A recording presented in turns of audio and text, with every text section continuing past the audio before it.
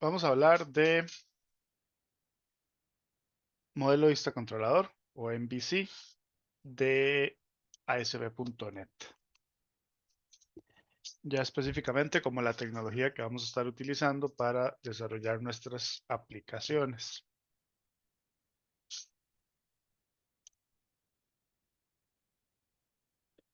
Entonces, bueno, ya conversamos un poco del tema, ¿verdad? Ya les comenté que esto es un patrón de arquitectura.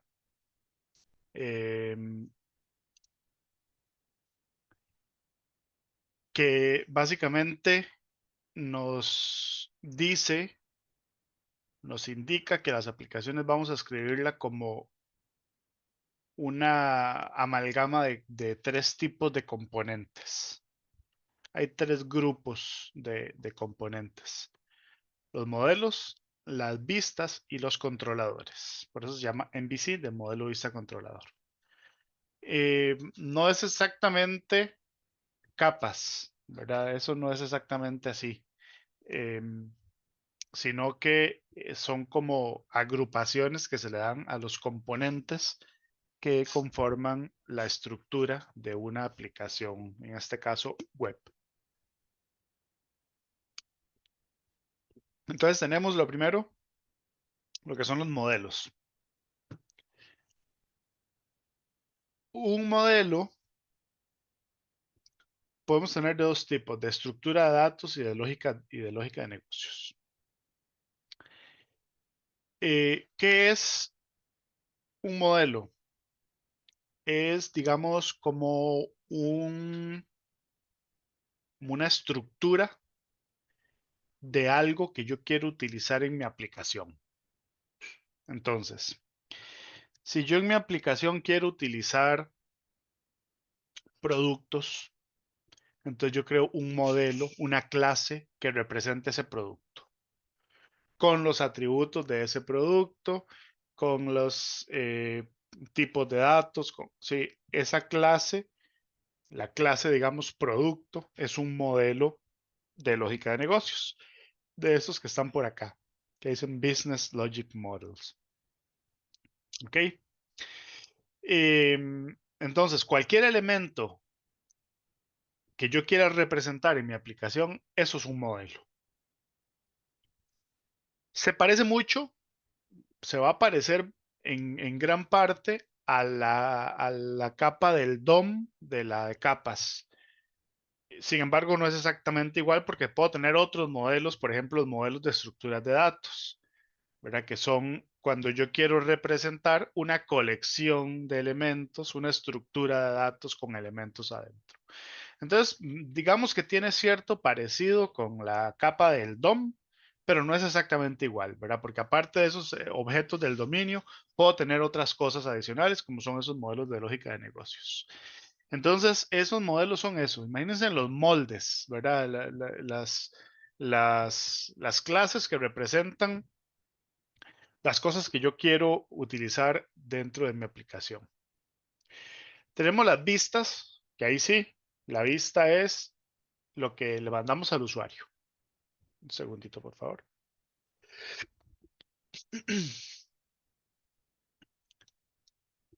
Ahora sí. Es lo que le mandamos al usuario.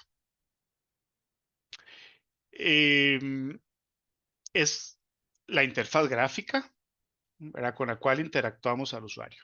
Solo que aquí lo vamos a observar o lo vamos a ver desde una forma distinta. Vamos a pensar en las vistas como elementos que yo le envío al usuario para que él interactúe. Como cuando ustedes llegan a una oficina y le dan un formulario. Entonces usted llega a una oficina y dice, es que yo necesito, eh, ah, no se me ocurre nada, necesito abrir una cuenta bancaria. Si llegan al banco y dice, o quiero solicitar una tarjeta de crédito. Se llegó a la oficina y dijo, quiero solicitar tarjeta de crédito. Entonces, el que lo atiende le da a usted un formulario. Y en ese formulario usted pone la información. Si usted, ese formulario es una vista, pensemos en eso, pero en una página web. ¿verdad? Si el usuario, si esto lo vamos a hacer a través de un sitio web, el usuario dijo, yo quiero solicitar una tarjeta de crédito, entonces lo que le muestra la aplicación es, tome, aquí está la información que ocupo que usted me dé. Si ustedes llegaron al mismo banco y lo que dijeron fue, en el mismo mostrador, los atendió la misma persona, pero en vez de decirle que quería solicitar una tarjeta de crédito, ustedes le dicen, es que quiero eh, solicitar un préstamo. Entonces esa misma persona les va a dar otro formulario diferente. Tome, ese es el formulario que tiene que, que llenar para solicitar el préstamo. Y usted llena toda la información de ese formulario. ¿Ok? Entonces, esos son las vistas, esos formularios. Esa, ese documento que le damos al usuario, dependiendo de lo que el usuario me dijo que quería hacer. ¿Sí? Si el usuario me dice, mira, es que yo quiero saber en el banco, yo vengo a saber las condiciones de los préstamos que ustedes tienen, entonces me dan un brochure. Y el brochure dice, préstamo de vivienda, tantos años, tantos intereses. Préstamo no sé qué, vehículo, tantos años, tanta tasa de interés. Préstamo, y ahí está toda la información que yo necesito. Entonces ahí ve que ya tengo tres cosas diferentes. Poder llegar a pedir información de los préstamos, me dan un brochure con información. O puedo decirle, quiero solicitar una tarjeta de crédito, me dan un formulario para llenar mis datos y pedir la tarjeta de crédito. O llegar y pedir, decir, ya voy a solicitar un préstamo, me dan otro formulario diferente. Esos formularios son las vistas. ¿Ok? Los controladores, que por alguna razón, no sé si está bien, los controladores son, en el ejemplo que les acabo de dar, son la persona del banco que los está atendiendo. Esos son los controladores. Yo como usuario llego al banco y le digo a la persona que está en ventanilla qué es lo que quiero hacer. Esos son los controladores. ¿Por qué ellos son los controladores? Porque ellos reciben la información del cliente. El cliente le dice, quiero información de préstamos. Entonces él va a su gaveta, revisa la información los datos que tiene y le da el formulario que corresponde a lo que usted está queriendo hacer. ¿Ok? Eh, Pongámoslo en otro ejemplo. Ustedes llegan a un restaurante, ustedes como usuarios, se sientan y los atiende un mesero. Ustedes le dicen al mesero, eh, quiero ver el menú de bebidas. Entonces el mesero va y les trae el menú de bebidas. Les da esa información. El mesero está haciendo de controlador en este caso. ¿Ok? Usted le dice al mesero, quiero que me prepare esta bebida. El mesero se va, le lleva la información al bartender. El bartender prepara la bebida. Todo eso son controladores. El mesero, el bartender están siendo controladores. ¿Sí? Y al final, el mesero viene con su bebida y se la da. Eso es una vista. Esa bebida va a ser una vista. ¿Sí? Entonces, así es como funciona esto. Los controladores básicamente son los que están ahí esperando a ver qué es lo que el usuario quiere hacer. Existen varios tipos de controladores, ¿verdad? Y hay controladores de controladores, pero digamos que muy resumido y a muy grandes rasgos es eso. Entonces, en el modelo vista controlador, técnicamente los usuarios no interactúan con las vistas, aunque sí lo hacen, pero técnicamente lo que están haciendo es, no, voy a corregir esto que dije. Sí, sí interactúan con las vistas. Más bien, los usuarios cuando llegan por primera vez, cuando solicitan una página, cuando llegan a un sitio, lo que están haciendo es interactuando con un controlador.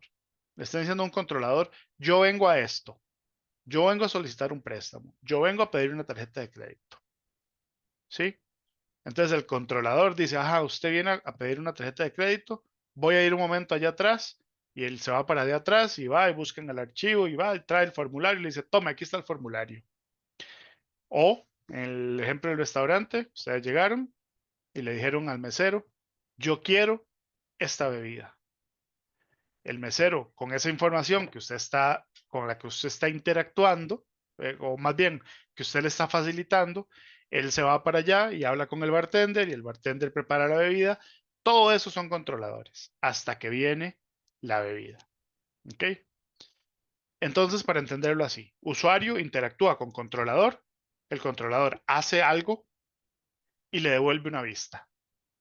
Esa vista puede ser una página web, puede ser un mensaje, puede ser algo que lo está, que le retroalimenta al usuario.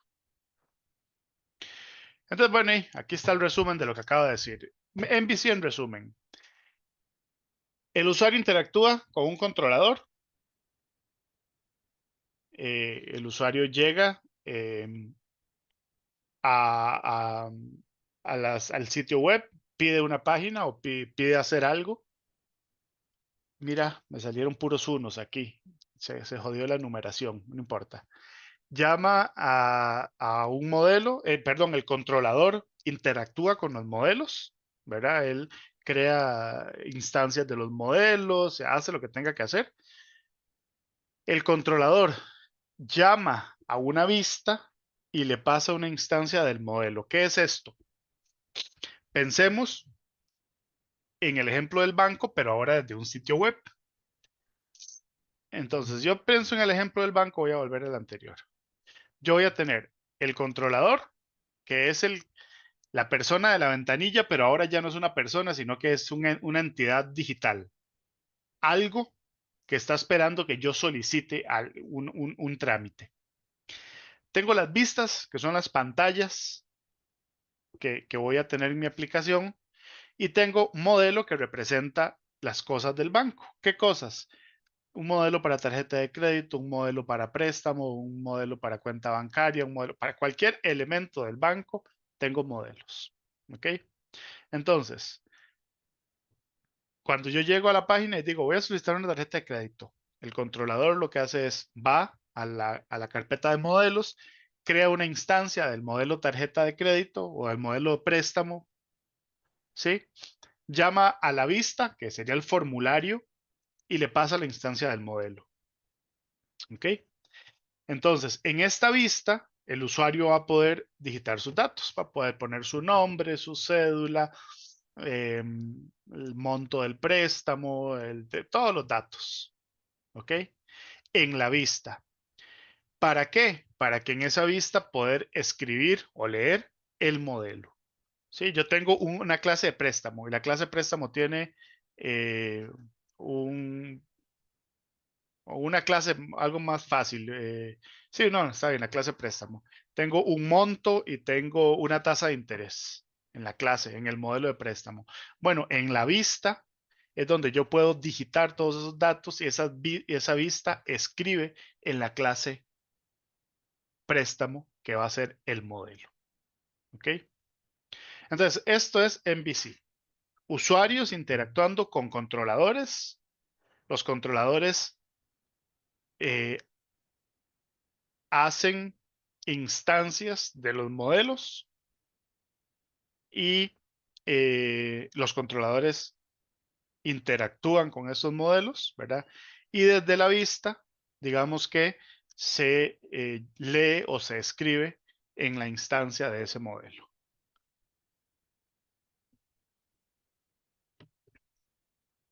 Entonces, hablando específicamente de MVC de ASP.NET, ya esto se los comenté antes, es una alternativa a WebForms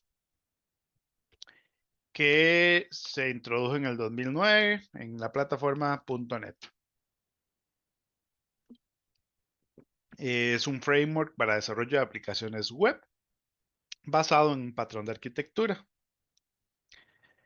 Entonces, la idea de esto es permitir la construcción de soluciones web dinámicas, ya hablamos de eso también, que tenga una correcta separación de responsabilidades entre los componentes.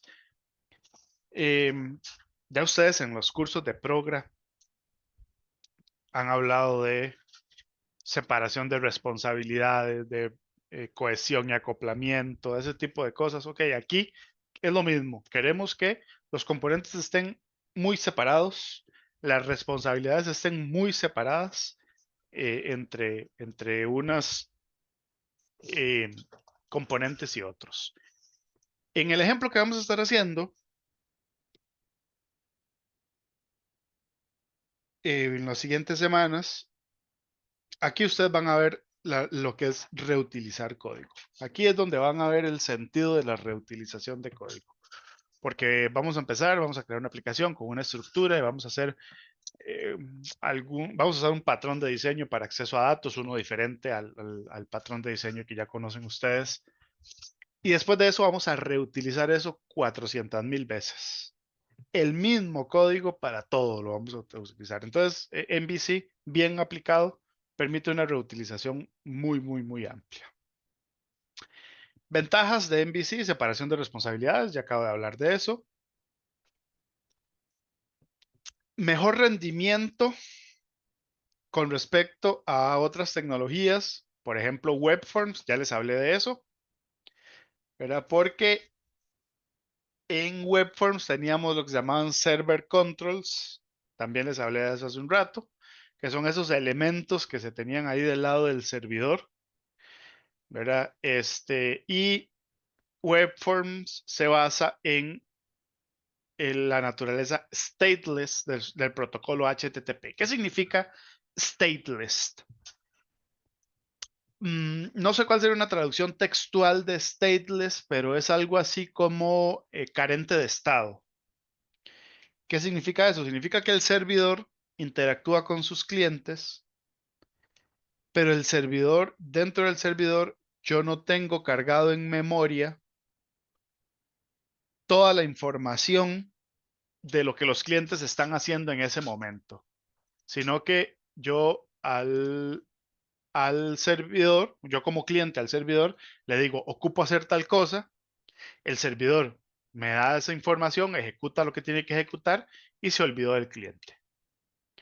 ¿Sí? La próxima vez que el cliente venga a solicitar algo, pues el servidor lo atiende y se olvidó. Entonces, digamos que en el servidor web no tiene que estar cargado en memoria lo que todos los clientes están haciendo en ese momento. Aunque yo puedo almacenar algunas cosas para ciertas situaciones, pero básicamente eso es stateless. Permite desarrollo en paralelo, se facilita muchísimo el desarrollo en paralelo. Desarrollo en paralelo significa que varias personas estén trabajando sobre el mismo proyecto. Facilita la creación de las pruebas unitarias. Las pruebas unitarias se refiere a probar componentes de software, ya sea de forma manual o de forma automatizada. Digamos que aquí se facilita la creación de pruebas unitarias automatizadas. Y soporta la inyección de dependencias. Dependency injection o inyección de dependencias es un patrón también de diseño que vamos a utilizar, que básicamente es inyectarle funcionalidad a una clase, ¿verdad? Una clase, yo tengo una funcionalidad que voy a utilizar a lo largo de toda la aplicación, por ejemplo, el acceso a bases de datos. Entonces yo la creo una única vez y le inyecto esa funcionalidad a las clases, de tal forma que las clases que tienen que guardar algo en la base de datos no tengan que estar creando la conexión, que, como sí lo hacíamos con DAO.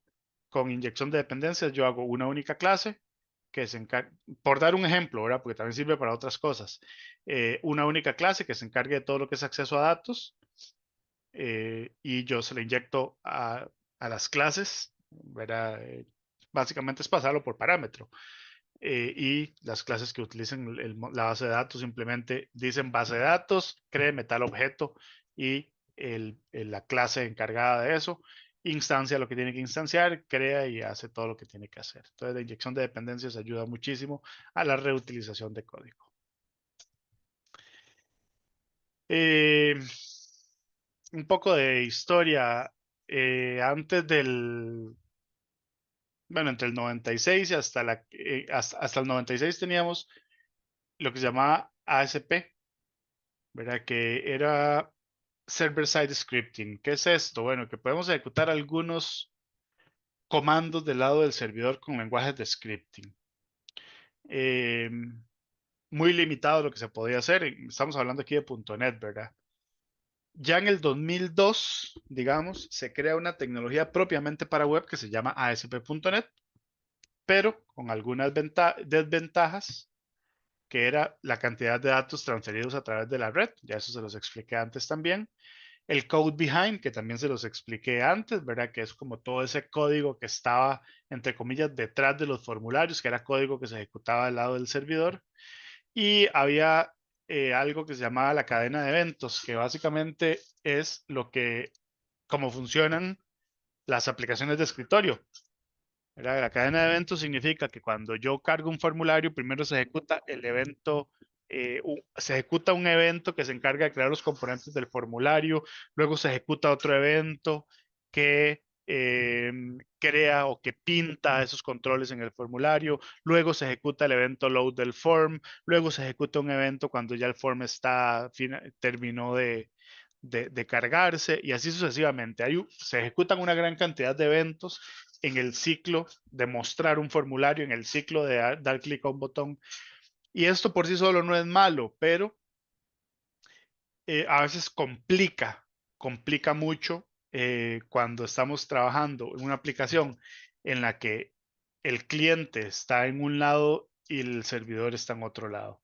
Entonces, manejar esas cadenas de eventos era todo un tema.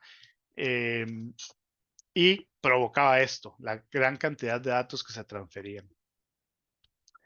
En el 2009 se incorpora modelo vista controlador, ya con las ventajas que conocemos, la separación de responsabilidades, pero atado a la plataforma Windows. ¿Por qué?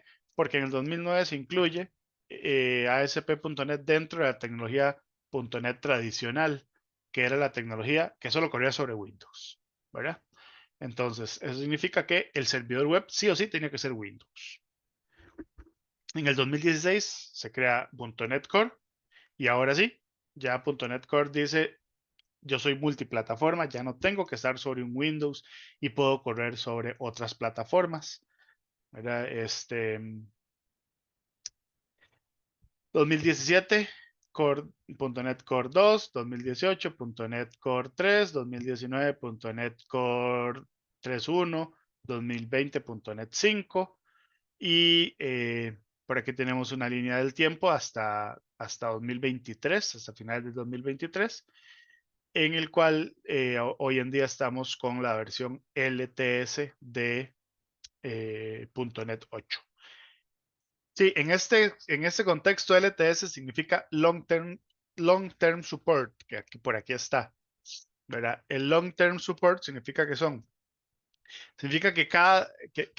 .NET o que Microsoft se compromete a que cada 2 años va a sacar una versión de soporte de largo plazo que va a tener, creo que son mínimo 4 años de actualizaciones. Entonces, si usted desarrolló una aplicación con .NET Core 3.1 en el 2019, significa que .NET Core 3.1 va a tener, no me hagan mucho caso con los 4 años, porque no estoy seguro si son 4 o 5 años, pero creo que son 4. Microsoft se compromete que hasta el 2023 esto iba a tener soporte, actualizaciones, ¿verdad? Entonces, en el caso de .NET 6, hay un compromiso de Microsoft de que por lo menos 4 años actualizaciones, hasta el 2025 esta plataforma. Entonces, si desarrollamos algo con una versión LTS eh, en este caso, .NET 8, significa que como mínimo hasta el 2027 eso va a seguir teniendo actualizaciones, como mínimo. ¿Qué significa eso? Que no tengo que necesariamente migrar a, a otra versión, ¿verdad? Sino que yo me puedo quedar con la versión, en este caso 8, y estar recibiendo actualizaciones. Si hay un parche de seguridad, si hay ese tipo de cosas, van a seguir saliendo durante un tiempo. Las versiones intermedias no son long-term support, lo que significa que el soporte va a ser eh, más reducido, ¿verdad? Que en el momento, o sea, por ejemplo, primero se va a dejar de dar soporte a .NET 7 que a .NET 6, porque .NET 6 es un LTS. Eso se ve mucho en las versiones de Linux, ¿verdad? Que cada cierto tiempo sale una LTS, que son versiones que tienen actualizaciones durante mucho más tiempo que las demás.